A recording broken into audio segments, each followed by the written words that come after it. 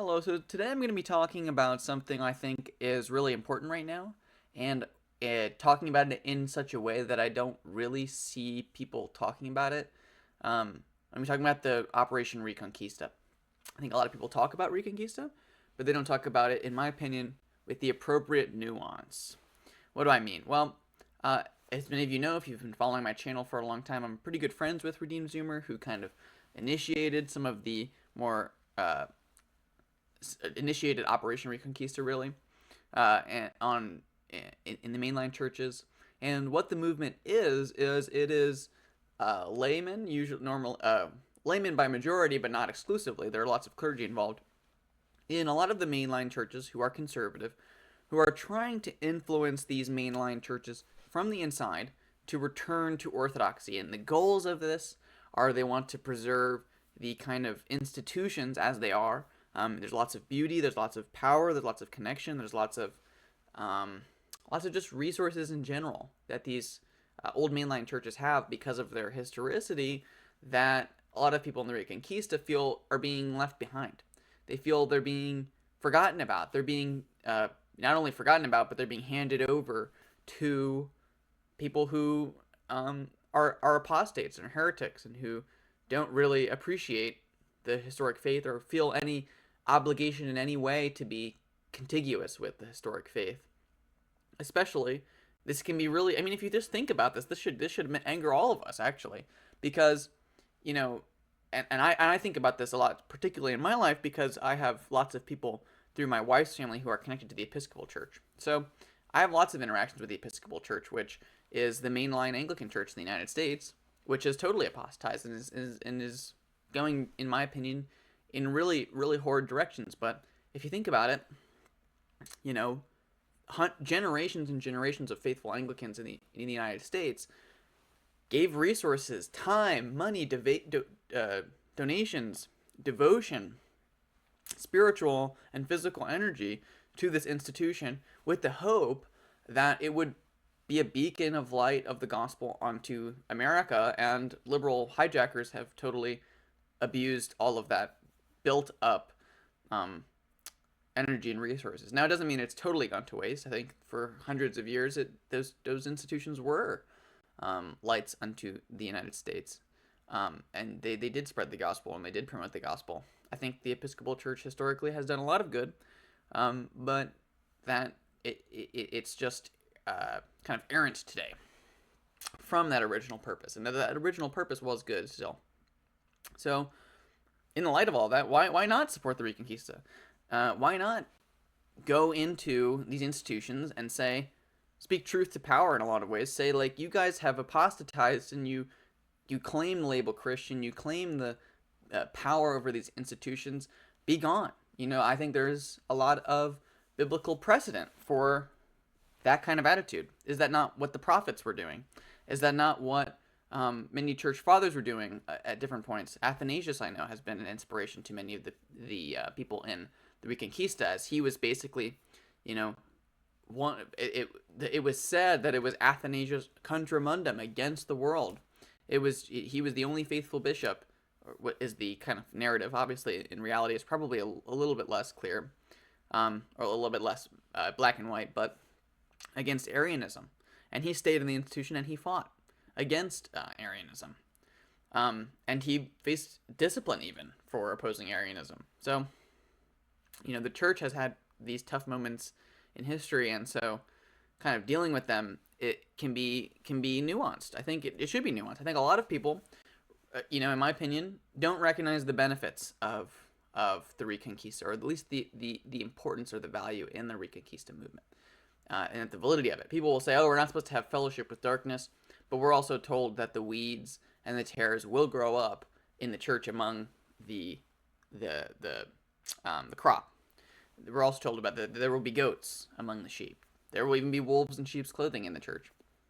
And that's not a defeater for Christianity at all, because that's what Jesus says is actually going to happen. So there's a sense in which there's issues that we would not like, that are not fellowship worthy, things that we have to kind of distinguish as really, really important, that are the no fellowship with darkness kind of issues.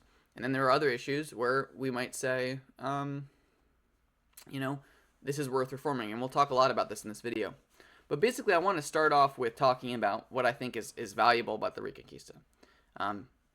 Because if you can't tell, I'm actually in the Reconquista movement. I'm in the Anglican Church in North America, which is a conservative denomination that's not the traditional mainline in the United States. So I'll get to what I have made the decisions in my life and why I ultimately don't support it. But I do think it's worth addressing all of the important aspects of what the Reconquista is highlighting in our time. First of all, retreatism is a problem.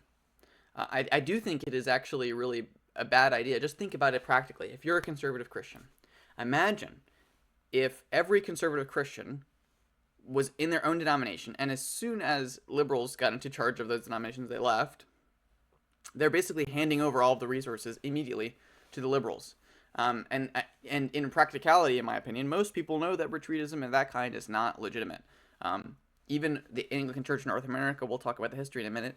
For the most part, most of the people that are in the Anglican Church in North America today were fighting for decades in the Episcopal Church before they thought it was all right to leave. Many who say oppose women's ordination stayed, even though women's ordination was enacted in the 70s. And it was only once there was the clear demonstration by the leadership in the Episcopal Church that they didn't want to hold to the traditional view on sexuality and marriage, that the underlying tensions with which we had been fighting for generations demonstrated, that we've lost. So you have to be wary about retreatism, and I can't help but think that people aren't willing enough to recognize that in conservative Christianity today. And I will say this, old institutions matter. Some people, I think, not really in my audience, I think most of my audience understands this, but old institutions are good. They're tried, they're tested, they're true, they have valuable connections into society. They're important. That is true. I completely agree with that. And they're actually better than new institutions. We have to acknowledge, as conservative Christians and as people trying to struggle with staying in old institutions or starting new institutions, most new institutions fail. This is why old institutions are valuable, because you can see that they've lasted the test of time. But even if you're just starting a business, I think it's 80% of businesses fail in the first 5 years. So institutions are the same way. You can look through history and you see the waste bin of institutions that people tried to start, and it doesn't always work. There are lots of things that we would all consider valuable that didn't stand the test of time. And so that is actually really a vital element of this conversation. You can't just say, oh, well, didn't work. Shoot, we'll just start a new institution. No harm, no foul. Starting up from the ground up is a harm and a foul. It's a negative. It's something that's not always easy. It's not always good. And then the last thing is that beauty does matter. A lot of people will kind of lampoon proponents of the Reconquista that all they care about is pretty church buildings. They don't care about orthodoxy, when in reality the opposite is true. The whole point is they're saying orthodoxy does matter and beauty matters, and so we have to restore orthodoxy to these beautiful spaces. Right? And I think that's totally true. I couldn't agree more with that, honestly. And so with that said, I'm going to talk about why I'm not in the Episcopal Church. You might have heard all the nice things I've been saying so far and said, okay, so you're in the Episcopal Church? Well, I'm not. And I'll talk about my approach to these kind of border cases as well as we go on. So I got really interested actually in thinking, okay, wait a minute, there's a map that he kind of had about that Redeemed Zoomer made about Reconquista a long time ago, and it got me thinking. And it's basically the idea with Reconquistas: you sit in the conservative congregations, you keep them maintaining as they are, while liberal churches plummet, and that's true. Mainline churches, liberal churches, are vastly falling in average Sunday attendance, especially recently. So I decided, okay, well, you see on this kind of graph here, his kind of saying, okay, well, we'll stay in the church, and then eventually we'll be the dominants, and we'll kind of take over from the inside. I think that's a valid case. That's a valid point. Demographically, this checks out. I mean, not even just in the church world, but in the secular world, conservative people are having children, and liberal people are just not having children. They're not reproducing. They're not getting married. They're not doing any of that stuff. So, you know, there is that natural demographic appeal to Reconquista. So I put together from the self-reporting of these different denominations, and I really couldn't, by the way, get that good information from lots of other denominations. It was only really from the Episcopal Church and the Anglican Church in North America that I found them. I tried to do this for the Presbyterians. I tried to do this for the Lutherans and compare them, but they just aren't they're not as publicly easily available as I would like. So basically I put together, okay, what was the average Sunday attendance for the Episcopal Church in 2014? Right, 2014. Not that long ago. It's about a decade ago. Okay, and it was 634,000 about average Sunday attendance in 2014. And now that is also way lower than it used to be already, but we're not going to go that far back. It's not necessary. And today, in 2021, actually, this is kind of in the height of COVID, that was they had halved the amount of average Sunday attendance in the Episcopal Church. And now, so that's kind of harsh because it's a weird time, but the pickup for the Episcopal Church has not been as good as other denominations. So people, now that it's not COVID, 2022 was a full year without COVID. Most churches rebounded, or not fully, but like have come back from that to previous numbers and approaching similar rates. The Episcopal Church has not seen that. The Episcopal Church has not recovered at all from that. So there was a huge hit in a way in the Episcopal Church. So you might say, okay, well, that means we're about to make it in. We're about to kind of jump the shark. We're going to kind of not jump the shark. I think that's the negative. We're going to kind of leap the hurdle. We're closer than we've ever been before to Reconquista. And not for nothing, as far as I understand, there's actually a lot of people involved in Reconquista. There are even Episcopal clergy that were associated with the Reconquista. Unfortunately, there's been recent news about them being. We'll talk more about this later, but. Whatever. I think there's about 3,000 laymen in the Reconquista movement actively, and it's only been around for like a year. They have a lot of physical organization and institutional ties, and so there's that success, definitely. So you might think this, and you might be like, wow, look, we're actually gonna kind of make it. And just like Redeemed Zoomer's graph here, you can see actually the Anglican Church in North America, much smaller, just to be frank. The Anglican Church in North America doesn't have the size of the Episcopal Church.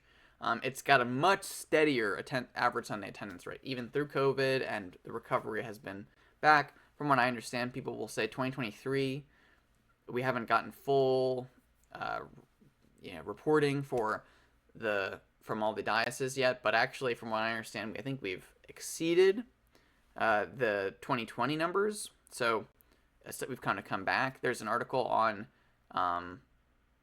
Anglican Compass about this if you want to look at it. Maybe I'll put it in the description, but I'll probably forget. But you just look up something with Easter and church planting and Anglican Church North America.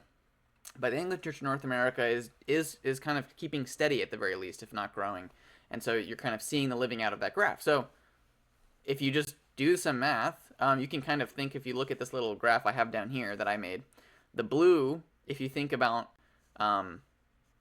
if you ignore COVID, but you kind of make an average graph over that line, and you kind of continue the disparity rate. I have the ratio at the bottom right. So in 2017, it was about 14% of Anglicans in America were in the Anglican Church North America, and then in 2022, it's now about 17%, which is something.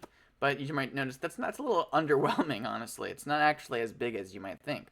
And what this doesn't take into account, by the way, also are the conservatives in the Episcopal Church that are still in the Episcopal Church who approve of a kind of Reconquista of the denomination.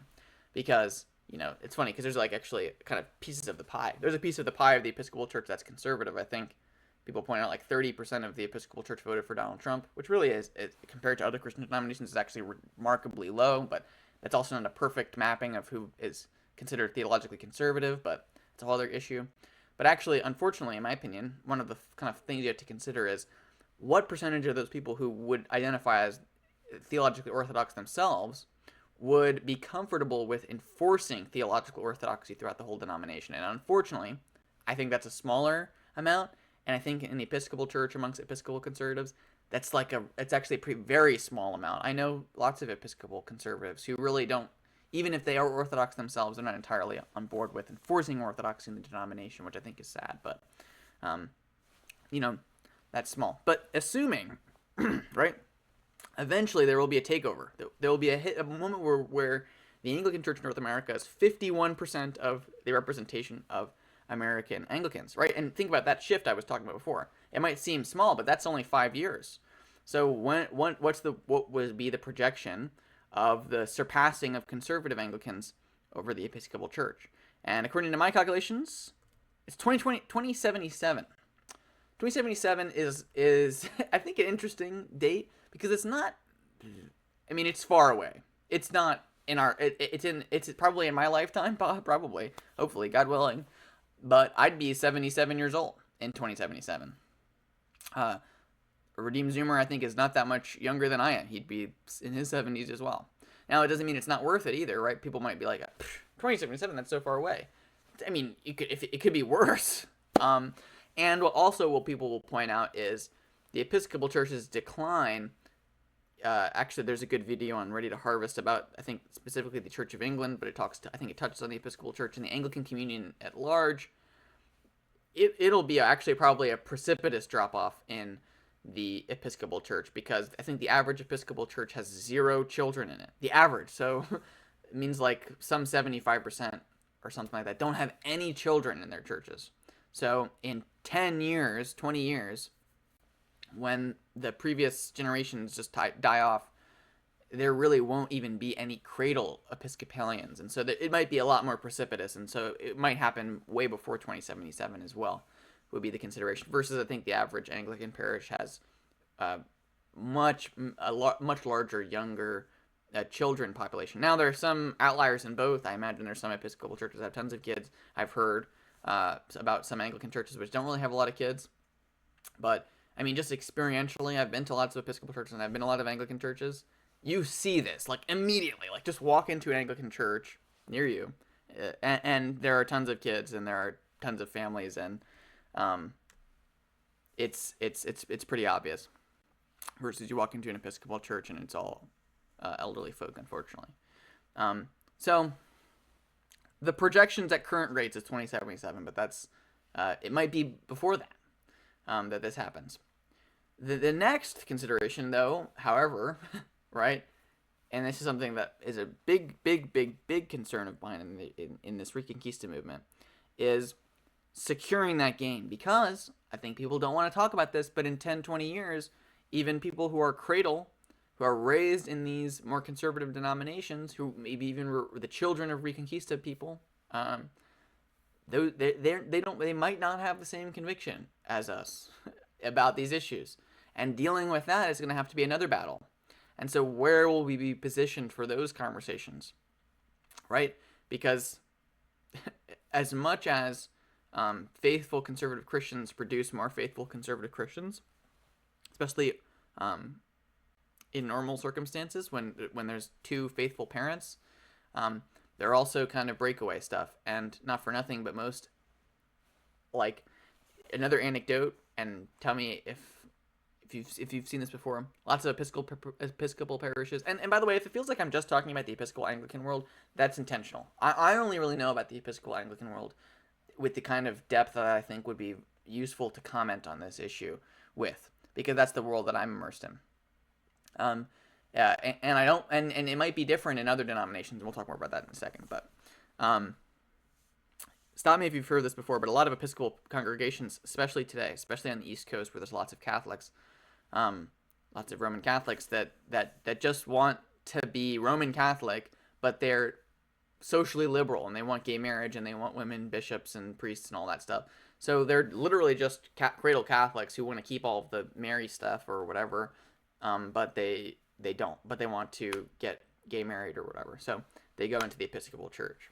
So there's that sense of like a kind of sheafing off of conservative Christians who are producing enough non-conservative Christians to populate these other denominations. And so those tensions are kind of always going to be there, in my opinion. They're always going to kind of butt up against each other.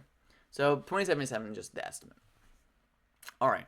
So a big problem I think I have with this is, and this is just going to be always a part of the conversation from the Anglican perspective on the Reconquista is the height with which we consider ecclesiology, right? Ecclesiology, I think, in a more low church Protestant setting, is a lot more individualistic. It's a lot more concerned with your personal faith. You can be going to a bad church, and it's not really jeopardizing in any conscious way your salvation or anything like that, or the validity of the sacraments. This is kind of what I want to talk about. But Anglicans have a very strong sense of apostolic succession, right?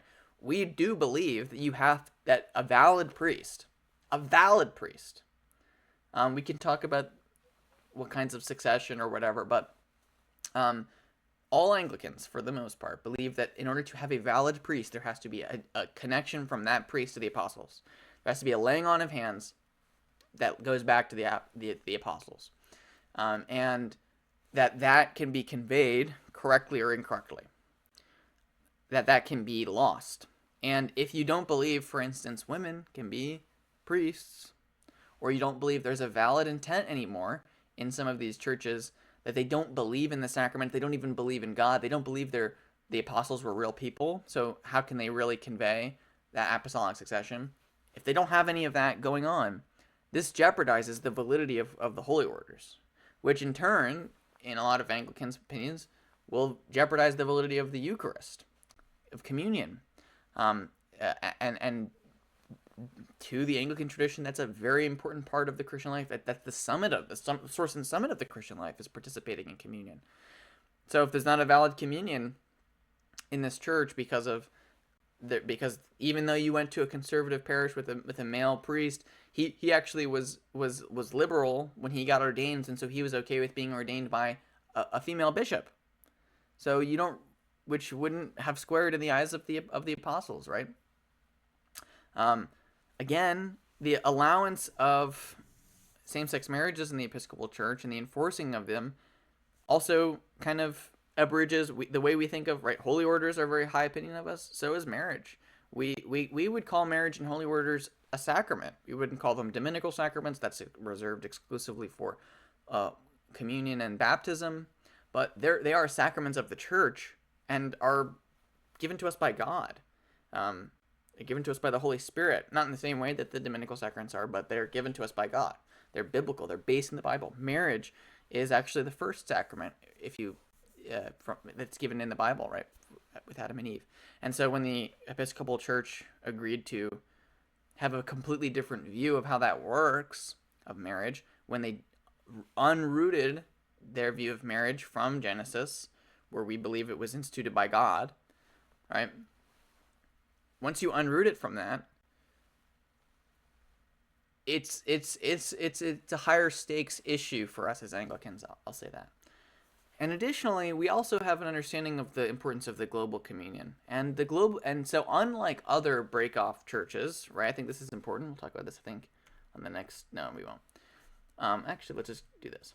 Unlike other break-off denominations, let's say like the PCA or the Global Methodist Church. Well, the Global Methodist Church, actually, this is kind of similar, but or say Congregationalist split-offs or Baptist split-offs. The difference is we actually believe that we were planted. we were the ACNA was created as a jurisdiction intentionally by the global communion. So with the purpose of propagating orthodoxy. So if we have a higher view of the global communion than we do of our province, we would be obliged to obey the movements of the global communion. I mean, just looking at like the Kigali Statement, there is a conciliar idea that we are obligated as faithful Anglicans who believe in the movements of the Holy Spirit on that global communal conciliar level to obey, where they warn about the Episcopal Church and they warn about the C of E, and they say that there's spiritual hazard there. So there is this, actually, in my opinion, still an institutional view that is different than just saying, me personally, from my perspective, I think we should break off. That's very different than 85% of the Anglican communion pronouncing basically what effectively is anathemas against the Episcopal Church. So there is that greater institutional communal view that is really important to our tradition. And on top of that, in the Episcopal Church, we believe in an episcopacy. We believe in authoritative bishops. We believe in the power of bishops. Now, there's plus sides to that when you have Orthodox good bishops, but the Episcopal Church is just not packed with good bishops. Even the average layperson in the Episcopal Church who doesn't have any doctrinal issues with the episcopate, just talk to them. The quality of human being in the episcopate and the Episcopal Church has seriously diminished, has seriously fallen.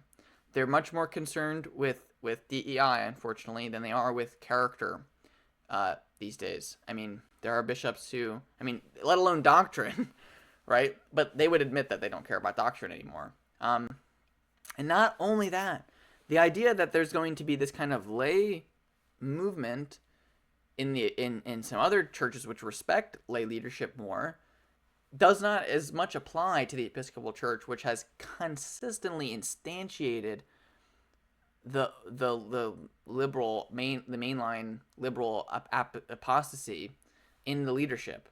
There are organs of our church which are committed to rooting out conservatism, rooting out orthodoxy. Actually, just in the C of E yesterday, I believe there was the Bishop of Dover basically said that they were wrong to settle with conservatives who don't believe in women's ordination, and that they shouldn't ordain women priests who don't believe in women's ordination anymore in the C of E, right? But and the C of E is way more conservative compared to the Episcopal Church today.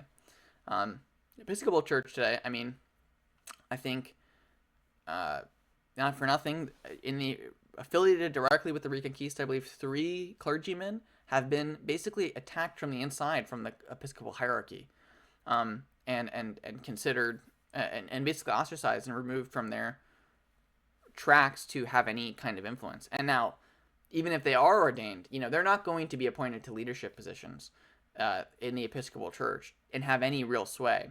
The value of the episcopate is that in churches like the Lutheran Church, I believe in Latvia, that's an Episcopal Lutheran church that has bishops. When they got an Orthodox Archbishop of Latvia, he was able to end women's ordination by a fiat from the top. But unfortunately, the opposite is also true when the episcopate gets hijacked the other way. And so there's a lot of clamping down. And just if you look at the numbers of leadership in the Episcopal Church today, it's not very in favor of kind of a trend towards Orthodox predominance, right? People will talk about how big of an issue women's ordination is in the ACNA, which we'll talk about later, but in the Episcopal Church, it's actually much more large percentage of the Episcopal Church, and not only women, right? Because the ACNA is a good example of this, but there are some women priests who are pretty theologically orthodox on other issues, but in the Episcopal Church, if you think there's going to be an internal Reconquista, in my opinion, that's going to end stuff like same-sex marriage, when 28% of the priests ordained between 2010 and 2021 are themselves LGBTQ+, I don't really see that as a feasible thing that's going to happen. Because this isn't even just the percentage that agree with that. This is the percentage that are the serious problem. This is what was the big problem with Gene Robinson, if you don't know the history of our denomination. Gene Robinson himself was an openly gay man who was married to another man who was made into a bishop against the direct condemnation of the Global Communion. The Global Communion forbade him, the Episcopal Church, from making him into a bishop, and the Episcopal Church did it anyway. Not for nothing, Gene Robinson and his former husband are divorced now, but so it's not even, I don't know how conservative Christians would talk about, there are conservative Christians who would not be okay with divorce, but the idea that not only is he gay married, he's also a divorced bishop, which we'll talk about later, has caused schisms in the past in the Anglican world, even just allowing a divorced person to become a bishop.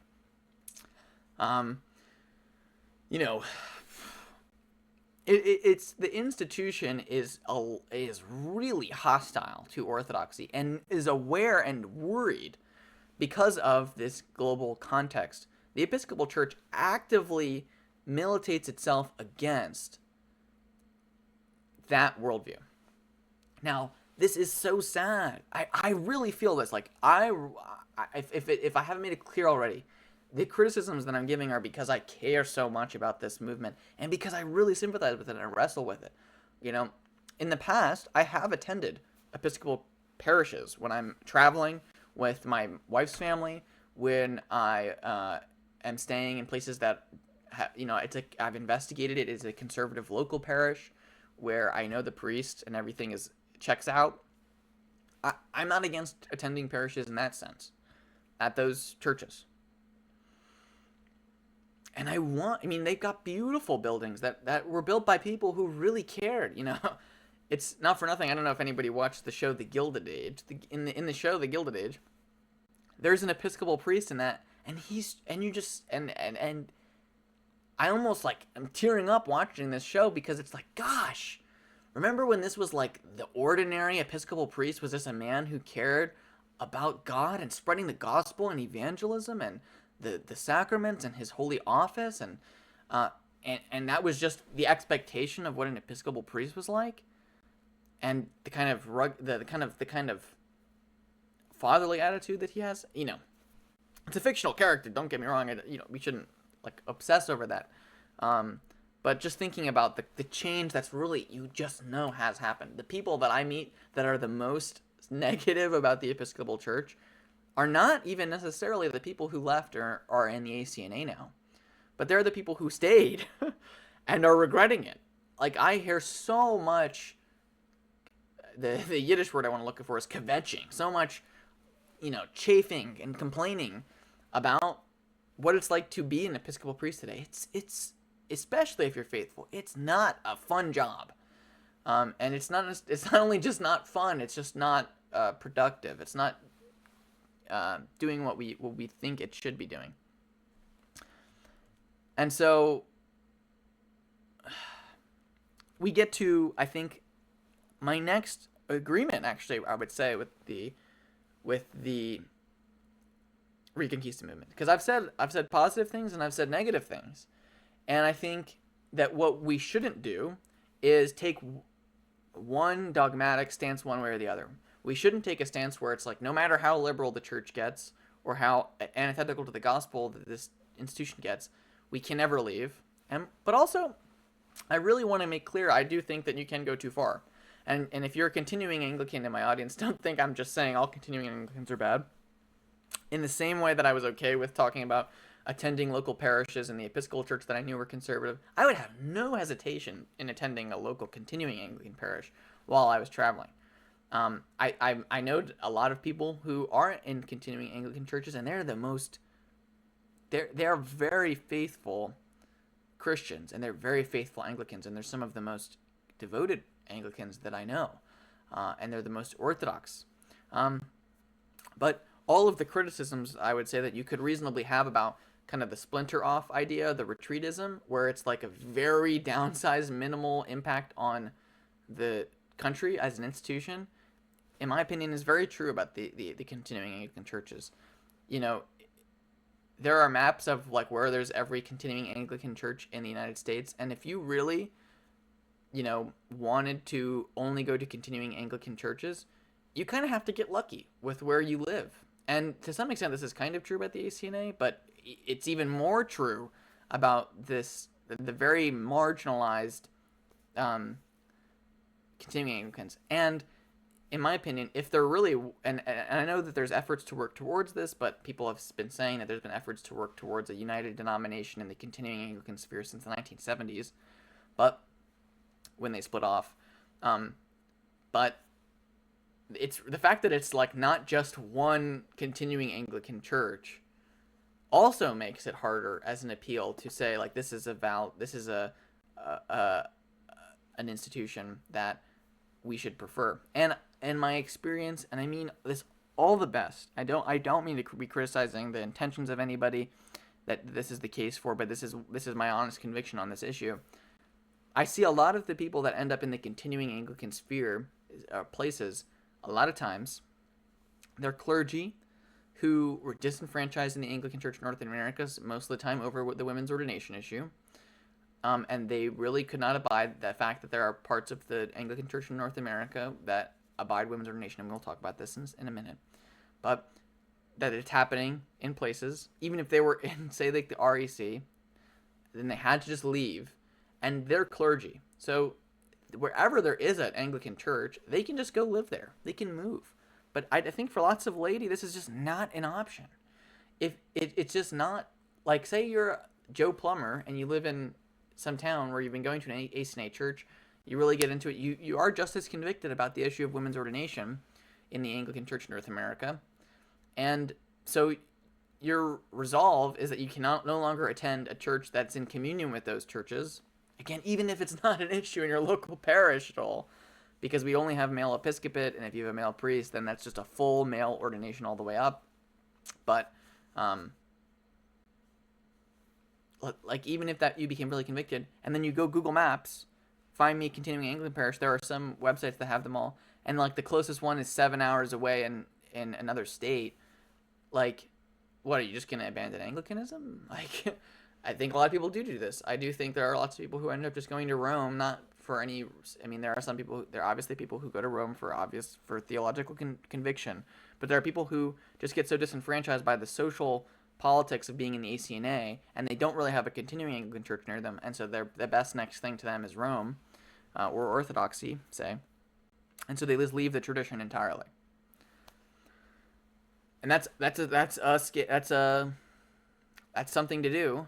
And actually, what I will say is I've even noticed that in the continuing Anglican places, I would say the best interactions I've had are always with people in the Anglican province of America. Bishop Chandler Holder Jones is just actually an amazing bishop, from what I understand, and a great man of God. I don't mean to, by any of the criticisms I'm giving about institutional impact, all that other kind of stuff, to impugn anything about the righteousness of these individuals or the right standing of these people in this tradition, and the beauty there and the validity of their ministries. I don't mean any criticism of that in any way.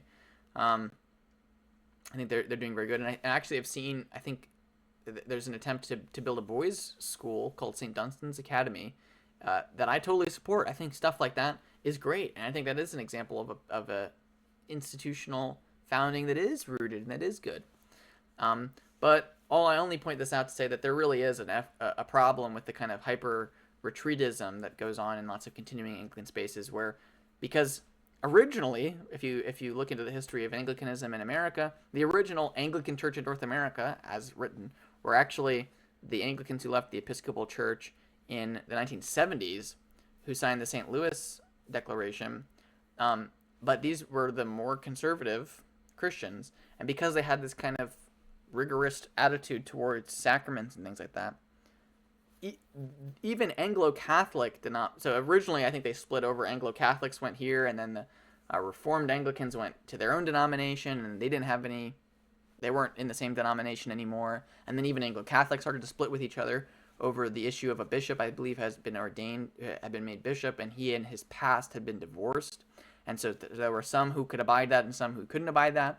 And then another Anglican, and then basically in an attempt to heal that schism, a third Anglican province was built or founded to hopefully, the thought was they would bring the two of the other Anglo-Catholic churches back together, but then they didn't bring those churches back together, and instead now there's just three denominations. And that kind of ultra rigorism and those questions in that sphere is a real something to worry about, something to warn against, and something to think about correcting. And I can't help but think, whenever I interact with Anglo-Catholics or continuing Anglicans who are very traditional, who, on every single issue, we probably totally agree. I mean, I've had tons of conversations with these people, and we're basically theologically the same. I mean, we're both Anglicans, and we're both very traditional and Orthodox. And we both agree on women's ordination. But imagine if all of these bishops who are leading these provinces, who have lots of churches that spread across the map, if all of those churches and those bishops were in the Anglican Church in North America, think about what could be done about women's ordination in our denomination if there was more orthodoxy and more more Orthodox bishops in our denomination, the fight in our context would not be as harsh. It would not be as difficult, I think, to talk about. We would have a stronger commitment in this, and think, wouldn't everyone involved, including those who are in the continuing Anglican Church, want to see the ACNA repent on this issue? So, I mean, that's a little bit of idealistic thinking. I don't think that's really probable. I don't think there's institutional momentum is there, but it's worth considering. And so what is the state of the Anglican Church in North America? I think we should be honest about it. It's very diocesanal. It's the overarching denomination doesn't have a lot of power, control, authority. It doesn't have, the Archbishop doesn't have as much control as we might think. But I would want to point out that the Anglican Church, in a lot of ways, is the inheritor of institutions that are real. I mean, the example I always give is Forward in Faith. Forward in Faith North America was started as a branch of a British Anglo-Catholic society which wants to support, which opposes women's ordination. And in the ACNA, the Forward in Faith North America organization, we've just wholesale basically included that society in our church. So most of the people that I can think of who are names in this, the Bishop of San Joaquin, Meanies, who's the head of Forward in Faith, he's in the Anglican Church North America. Daryl Fitzwalker, who does the Forward in Faith podcast, the FIFNA podcast, he's in the ACNA. And so there's a lot of that inheritance there. There are also just wholesale dioceses that were in the Episcopal Church, and all of their institutions and all their buildings, which are now transplanted into the ACNA. And lots of them had to fight for that. South Carolina, I think, have had to fight for that, but some just wholesale moved. Diocese of Fort Worth went from being an Episcopal diocese to being an ACNA-affiliated diocese. They're in an impaired communion with some dioceses in the ACNA over the issue of women's ordination, but they're very Orthodox, as many of the dioceses are here in the ACNA.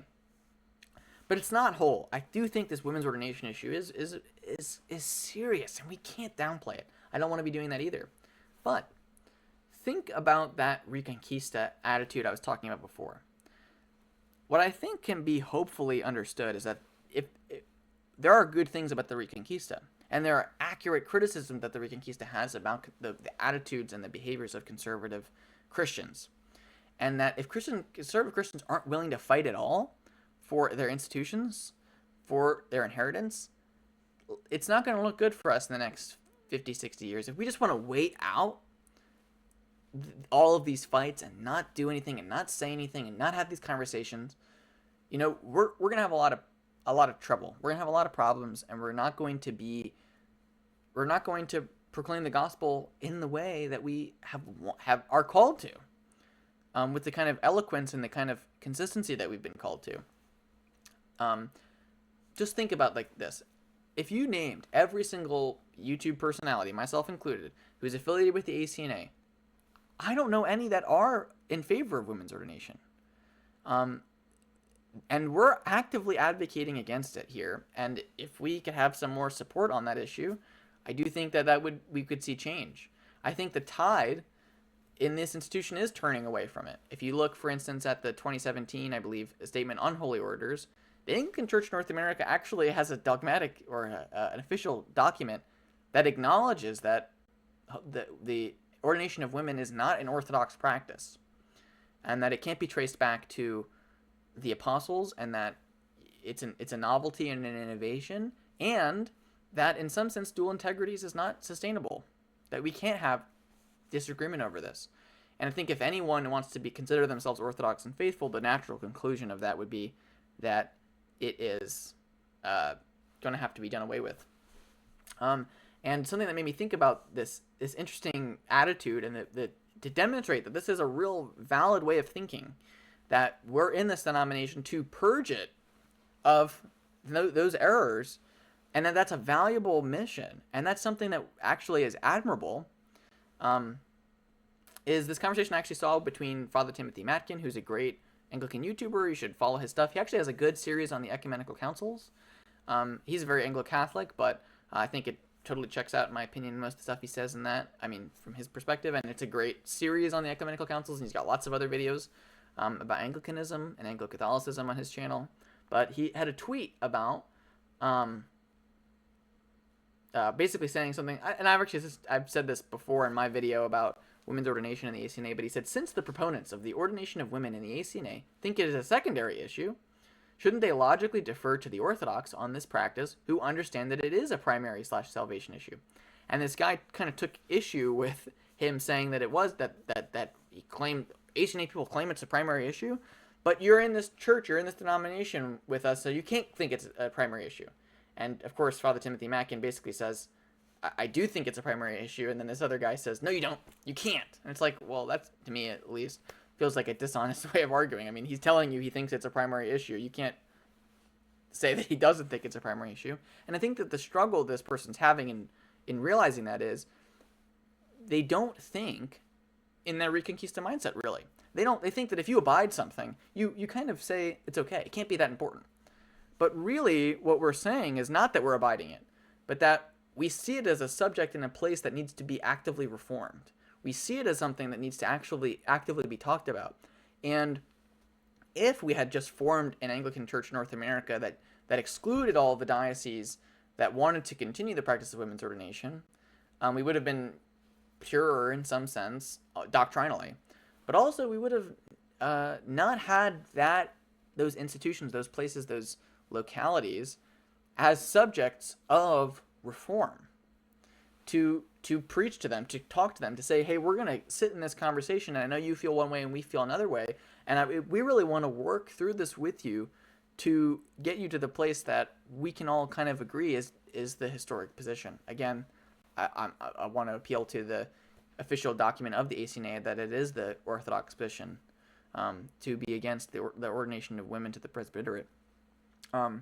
So, and I think that's valuable, and it would have been in some way.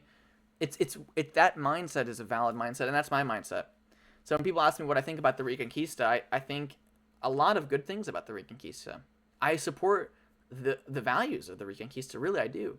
I think where plausible, we should be Reconquistists, if that makes sense, Reconquistadors, where possible. And my only complaint, really, with the Reconquista in my context in the Anglican world and in the Episcopal world is I just really am convinced that it is not probable in the Episcopal Church. And I am convinced that it is probable in the Anglican Church of North America for so many reasons. I mean, we can really talk about this, and that probable doesn't mean guaranteed. We will have to work for this. And if you don't want to work, if you really think, I just wish I had a perfect church that I could go to that didn't have this one issue that I'm really concerned about, okay, I dare you to find that church, that perfect church, and people will fly to the Orthodox or the Roman Catholic Church thinking they're perfect, and in my opinion, if you just investigate them, you'll realize they have the same discord. In the Orthodox world, in the Eastern Orthodox world, they don't have a conformity on the doctrine of baptism. That's to us, that's one of the two sacraments of the Lord, and they don't have a consensus on it. And there are people fighting for their positions in that world, and they're doing it faithfully. I actually support the fact that that everyone involved in that context in the Eastern world thinks of their church as the subject of reform, and there's nowhere else they can go. And they have to stay, and they have to reform it from the inside. And they've got no other option. Even when they think, for instance, if they're a baptismal rigorist, they don't think chrismation is a valid method of reception into Eastern Orthodox Church. They think there are tons of people in their church who aren't validly baptized. That's a serious issue. That's as serious, in my opinion, as women's ordination. People who struggle with the Pope in the Roman Catholic world, I think, is another good analogy to this. People who struggle with stuff that he said. I'll get comments saying they're not the same, but I'm really speaking to Anglicans here anyway. So, to my Anglican audience, I do think we have to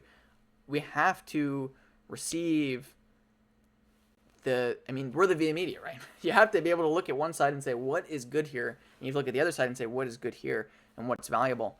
And I think come to an understanding. And to me, that's because that's the fact that the values of the Reconquista are good values that we should all have.